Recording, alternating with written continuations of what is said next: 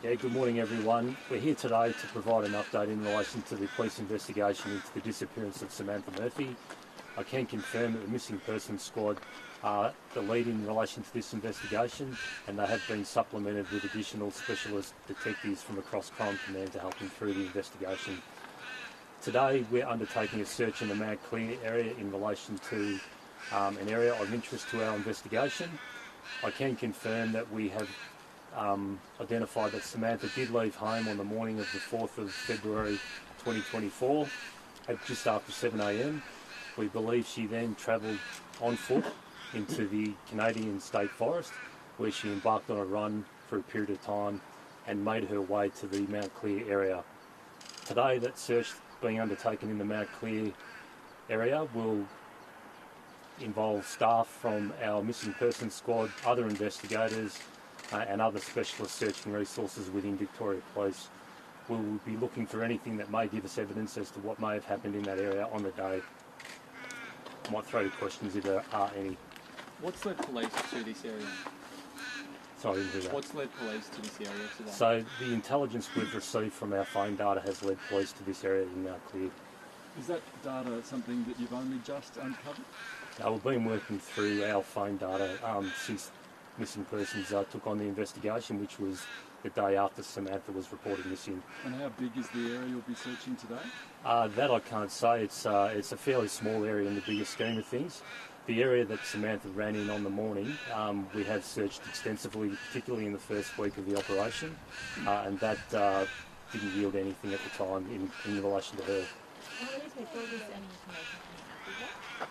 I can't comment on specifics in relation to our investigation, but what I can say, we're looking into absolutely everything and every possible scenario. Are you able to say how you're certain she did run in that area? As in, have you seen her running on more CCTV that's not been released to the public? Has someone seen her? How do you know that? So the CCTV we do have is her leaving her home address, as I mentioned during the last interview. As far as her movements in the bush, we don't have any CCTV relating to that. How do you know she went running into the bush and wasn't just taken there, picked up and taken there? Again, in relation to the intelligence received from the phone data, would indicate that she was on foot at the time. How many people will be searching on the ground today? Big yours? How many people will be searching on the ground? We've got approximately 20 to 30 people searching today. But again, I just want to clarify that any intelligence leading us to conduct further searches will be undertaken on a regular basis if that intelligence points us in that direction. What conditions are the searchers facing today? It's pretty extensive bushland.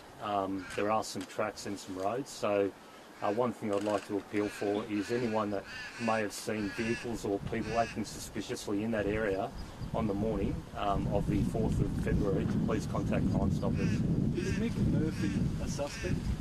We have a number of people that we are speaking to, and I can say that the family have been absolutely fantastic in cooperating with police. Is he a suspect? At this stage, he is not. Has anyone else in the family been identified as a suspect? We're looking into a number of people from information that we have received, and all I can say is that our avenues are taking us down certain directions, and we're following everything. Is Mick a person of interest? Everyone in relation to Samantha is a person of interest. In our investigation, we are speaking to everyone that was in her life. Those people that you identified, are they also in her family? As I said, our investigation involves speaking to everyone in Samantha's life. So that would include family, friends and work colleagues and everyone. But do you have anyone that you would class as a suspect? At this stage I can't comment on specifics of our investigation, and again, we are looking into absolutely everything we possibly can to find out what happened to Samantha. The police have said that one or more parties are likely to be involved in her disappearance. What led you to that rationale? So part of our missing persons investigations is eliminating what may or may not have happened. So on the particular day we have ruled out that she suffered any sort of medical episode, and we have no information to suggest that she left the area of her own accord. So we then start looking at other possible scenarios which may have led her to be missing. Was anybody home when she left for that run? Yes, there were people home. Is the person or persons of interest involved in this likely to be all from the same area as you maybe? That we don't know. I mean, we're looking into absolutely everything, and our investigation's ongoing, and I can't comment on specific details as to what we're looking at. The people that were home, did they leave shortly after she left as well, or were they home for the rest of the day? It's a difficult question. There's a lot of movements to and from the house during the day. And again, we're very, very confident that we have tracked all those movements and we are following up on everything. Did Samantha Murphy's phone have, like, some of us will activate Google tracking so you can know exactly where she went? Do you know were you able to say whether that was activated or anything on the phone? Yeah, unfortunately I can't comment on specifics relating to the phone data. That's part of our police methodology and something that we need to protect the integrity of during our investigation. Are you able to say how long between she left home and got into the forest where you're now searching now? Yeah, we believe within an hour. So approximately an hour after she left home, she reached the Mount Clear area. How long would her regular run go for? She's quite a runner. Yeah, we haven't identified that she does run on a regular basis, and she does vary the distances that she runs. It is depending on the day, but on the particular day there is, again, a distance of approximately 7 kilometres, I think, from the home address to the Mount Clear area. There's a big community search happening this weekend. Is this something police are going to be involved in?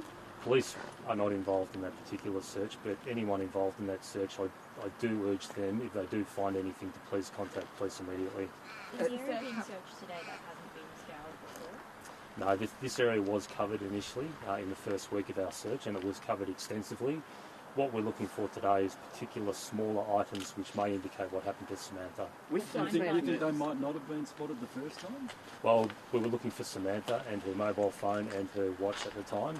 So what we're looking for today is more intricate details of what may have happened on the day. Given Samantha Murphy didn't, you believe, didn't leave that area, by her own will, are you suggesting to the community that they ought to be cautious going out alone if you think foul play has happened out there? No, not at all. We have no intelligence or evidence to suggest that there's any risk to anyone else. How many involved in today's search? As I said, 20 to 40 people. And you think it'll be done today? Finished today? This particular aspect of our search will be done today. However, if there is more intelligence leading us to other searches, we will definitely do that. Are you looking for the phone, or are you looking for a body? We're absolutely looking for a phone. We haven't yet found that. We're looking for a body. Again, however, that area has been searched for Samantha herself, and we have not found her in that area. Are there any bikie links that you've uncovered? I can't comment on specifics of the investigation at this stage. Has police detected any other mobile phone signals in the area where things may have gone missing? Again, that mobile phone data is something I can't comment in relation to police methodology. The family's vehicle repair business, its financial status, is that an avenue of investigation for police? Absolutely. We're looking into everything we possibly can to find out what happened to Samantha. What has that uncovered, your investigation into the financial I effects? can't comment on that. But is it an active part of the investigation still, given you've initially looked into it? Absolutely. In what way? As I said, we look into absolutely every avenue of inquiry, and we will continue to do so until we find some answers. Was the business healthy financially? Again, I'm not commenting on that.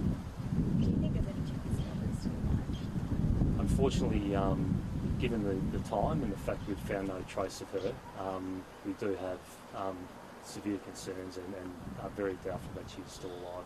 Is it your belief that she's been removed from this area? That is certainly a scenario that we're looking into. In terms of the is phone that more likely that she's been removed? Based on our elimination process, we do think that another party has been involved, whether it be one person or a number of people. And So again, anyone that has seen suspicious activity, whether it be cars or people in the area on the morning, we would hope they call Crime Stoppers, please. do you suspect it's more likely that this person or people are known to her? Again, I can't comment on that. And to be honest, that forms part of our investigation, but it's a particular avenue that we can't comment on. In Do you terms expect of to find the phone and Samantha in the same location? That I can't answer. the phone ping in Buninyong, that initial one, is that something police believe still happened, given that's further out from where we are at the moment? Yeah, all the phone data that we've gathered over the last 3 weeks, we're looking deeply into. So every avenue is being explored, including that ping that's been mentioned previously. Are police in contact daily with the family, with Mick, for instance? Yes, we are. Every day? Every day. Just to do what? To give them updates on the investigation, but to also obtain their assistance with our investigation. How is the family doing at this point? Obviously very upset. As time goes on, the chances of finding Samantha are being more limited. So they're very, very distraught, and we understand that. You said you're looking for other details today, fine-grained details. What do you mean? Do you mean sort of evidence of scuffles or even footprints? Or are you looking for objects today, or you're looking for evidence of We're looking at absolutely everything, so those will be things that we do look at. So yeah, any evidence of what might have happened to Samantha on that morning. How many people do you think have been interviewed over this? 50 plus? I can say that we've got over 12,000 hours of CCTV that we're currently reviewing, and we have over 500 pieces of separate information in relation to the investigation. So we've interviewed a number of people. The number, to be exact, I don't have at present, but there are a lot of people being spoken to. Has everyone Ballpark you've of spoken to been dozens? forthcoming? Sorry? Has everyone that you've interviewed so far been forthcoming with proof? Yeah, I must say the Ballarat community have been absolutely fantastic, both in their search efforts, their support for our investigation, and also their cooperation with our investigation. Almost 3 weeks. We're standing here still with all these questions. How do you categorise this level of mystery? I can say this is an utmost priority for Victoria Police. We're throwing a lot of resources into it. We are searching when we get new intelligence, and absolutely it's our number one investigation at present. Has Samantha's home been searched? It has to a certain extent, yes. What extent is that? Again, in relation to our investigation, I won't comment any further regarding specifics. Have you seized Mick's mobile or any of his electronic devices? I'm not going to comment on that. Have any vehicles been seized by police? We've looked at some vehicles. As far as seizure goes, I would say no. Is today's search open-ended, or is this is there a set sort of end time, or does it depend on what happens today? It is open-ended, but I anticipate we'll be done with our search in this particular area today. And if we do find further intelligence or evidence that lead us to further searches, we will certainly do that. In terms of those vehicles, can you elaborate what those are and how they've come to police attention? No, I can't. Have any search warrants been executed in any properties in the area? Again, they're particular aspects of the investigation I can't speak to. Would you say no if it was no? No comment. Can you talk us through the extra resources that we heard about yesterday from Crime Command and where those detectives have come from? Yeah, so they've come from a number of specialist areas, and they're detectives who are very experienced in what they do. They've been chosen because of their expertise in long, complex, protracted investigations. So we're looking at areas such as counter-terrorism command, sexual crime squad, local detectives and other crime command places. Those crime things aren't necessarily why they're there, it's because of their expertise in long-term investigations. What classifies as a long-term investigation? How long's a piece of string? Well, we'd like to resolve this as soon as possible, but we will do whatever we possibly can to find Samantha. So if it takes months, years, we'll do that.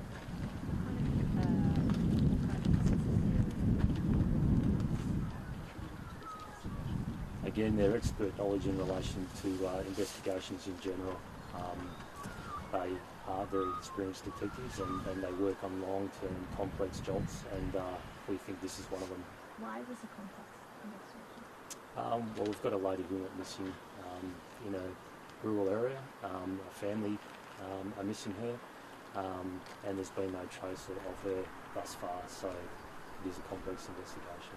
And that last visual sighting still is as she left her house? Well, at present we have the CCTV of her leaving the house. As far as people seeing her in the forest, that's why we're here today, to appeal for anyone that may have information as to her movements. If you have seen her, we would hope that you would contact Crime Stoppers immediately.